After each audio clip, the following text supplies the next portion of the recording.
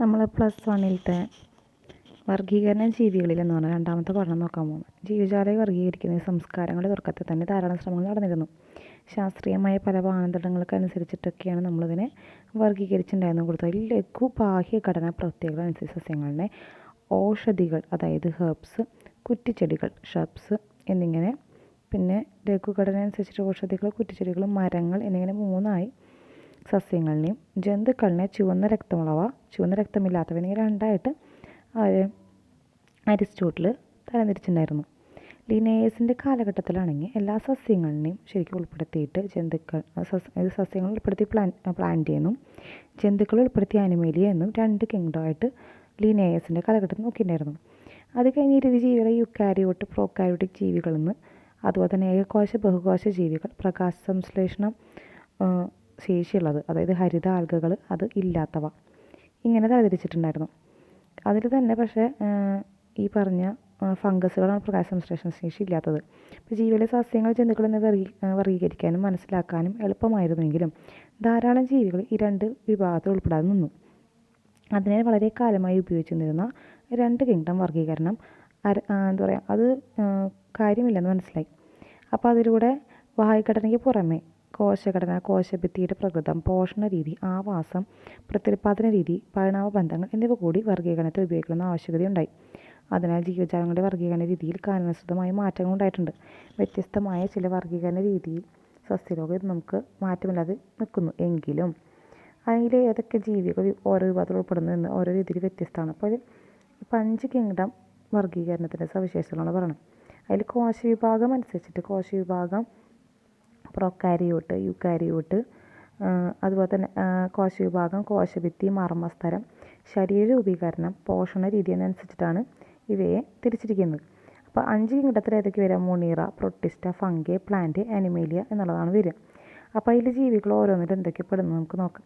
അപ്പോൾ arch വിത്താക്കർ 1969 5 kingdom വർഗീകരണം ആവിഷ്കരിച്ചു. Monera, Protista, fungi, plant, Animalia എന്നിങ്ങനെ 5 കിങ്ഡങ്ങളായിട്ടാണ് അദ്ദേഹം ജീവിതം തരംതിരിച്ചത്. അതിൽ കോശഘടന, പോഷണരീതി, പ്രത്യുൽപാദനം, പരിണാമബന്ധങ്ങൾ, അതാണ് ഫൈലോജനറ്റിക് റിലേഷൻഷിപ്പ് എന്ന് പറയുന്നത്.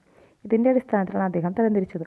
കിങ്ഡം മൊണീറേനെ 2 ഡൊമെയിനുകളായിട്ടാണ് ബാക്കിയുള്ള യുക്കാരിയോട്ടിക് കിങ്ഡങ്ങളിൽ മൂന്നാമത്തെ ഡൊമെയിനായിട്ട് തരംതിരിച്ചുകൊണ്ട് നിർദ്ദേശിക്കപ്പെട്ട 3 ഡൊമെയിൻ സമ്പ്രദായത്തിലൂടെ 6 കിങ്ഡം രൂപീകരിക്കപ്പെട്ടു. ഈ രീതിയെ കുറിച്ചിട്ട് അടുത്ത ക്ലാസ് നമുക്ക് പഠിക്കും. വർഗീകരണ സമ്പ്രദായത്തിൻ്റെ പ്രശ്നങ്ങളും പരിഗണിച്ച വസ്തുക്കളും നോക്കിയിട്ട് 5 കിങ്ഡം വർഗീകരണത്തെ കുറിച്ച് നമുക്ക് ചർച്ച ചെയ്യാം. ബാക്ടീരിയ, നീലഹരിത ആൽഗകൾ, ഫംഗസുകൾ, മോസുകൾ, ഫേണുകൾ, ഇവരൊക്കെ അനാവൃത ബീജസസ്യങ്ങൾ, ആവൃത ബീജസസ്യങ്ങൾ എന്നിങ്ങനെ സസ്യലോകത്തിൻ്റെ, അതായത് മോണോക്കോട്ട്, ഡൈക്കോട്ട് വർഗീകരണ രീതികൾ ഉൾപ്പെടുത്തിയിട്ടുള്ളത്.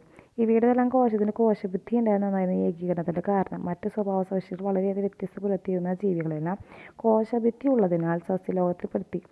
പ്രൊക്കാരിയോട്ട് ജീവികളായ ബാക്ടീരിയ, നീലഹരിത ആൽഗകൾ, അതായത് സയാനോ ബാക്ടീരിയ എന്നിവ യുക്കാരിയോട്ട് ജീവികളോടൊപ്പം ചേർക്കപ്പെട്ടു.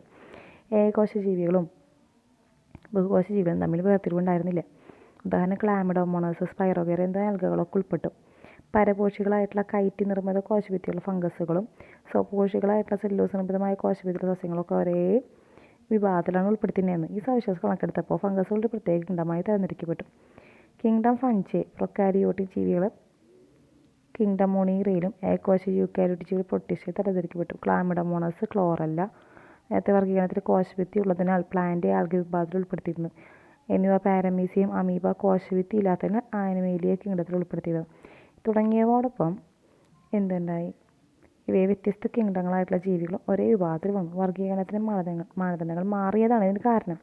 സ്വഭാവ സവിശേഷതയും പരിണാമബന്ധങ്ങളും കൂടുതൽ മനസ്സിലാക്കുന്നതിനനുസരിച്ച് ഭാവിയിലും വർഗീകരണ രീതിയിൽ മാറ്റങ്ങൾ സംഭവിക്കും. അപ്പോൾ ബാഹ്യഘടനയും ശരീരധർമ്മവും പ്രത്യുൽപാദനപരമായ സമാനതകൾക്ക് പുറമെ പരിണാമബന്ധങ്ങളുടെ അടിസ്ഥാനമായിട്ടുള്ള വർഗീകരണ രീതിയും കാലാനുസൃതമായിട്ട് നടപ്പിലാക്കാൻ ശ്രമങ്ങൾ നടക്കുന്നു. വിറ്റാക്കറിൻ്റെ വർഗീകരണത്തിൽ കിങ്ഡം മൊണീറ, പ്രൊട്ടിസ്റ്റ, ഫംഗി എന്നിവയുടെ സ്വഭാവ സവിശേഷത നമുക്ക് നോക്കാം. അതിലൊന്നാമത്തെയാണ് കിങ്ഡം മൊണീറ.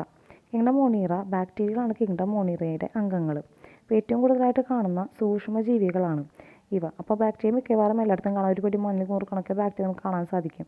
അപ്പോൾ അവയുടെ ആവാസ ചൂട് നിരുവ, അതായത് ഹോട്ട് സ്പ്രിങ്സിലും ആഴക്കടലിലും മഞ്ഞെണ്ണയിലൊക്കെ ബാക്ടീരിയ നമുക്ക് കാണാൻ പറ്റും. ബാക്ടീരിയകളുടെ അതിൻ്റെ ആകൃതി അനുസരിച്ച് നമ്മൾ ഗോളാകൃതിയിലുള്ളവയെ കോക്കസ് എന്നും, ദണ്ടിൻ്റെ ആകൃതിയിലുള്ളവയെ ബാസിലസ് എന്നും, കോമയുടെ ആകൃതിയിലുള്ളവയെ വിബ്രിയം, സർപ്പിളാകൃതിയിലുള്ളവയെ സ്പൈറലം എന്നും തിരിച്ചു. അതിലേക്ക് കോശ ഘടനയുള്ളവയെ ബാക്ടീരിയ സ്വഭാവത്തിൽ ഭയങ്കര സങ്കീർണതകൾ കാണിക്കുന്നുണ്ട്. അപ്പോൾ അവ പല പോഷകങ്ങളാണ്, അതായത് അവയുടെ കാർബണിക അഭികാരങ്ങൾ ഉപയോഗിച്ചിട്ട്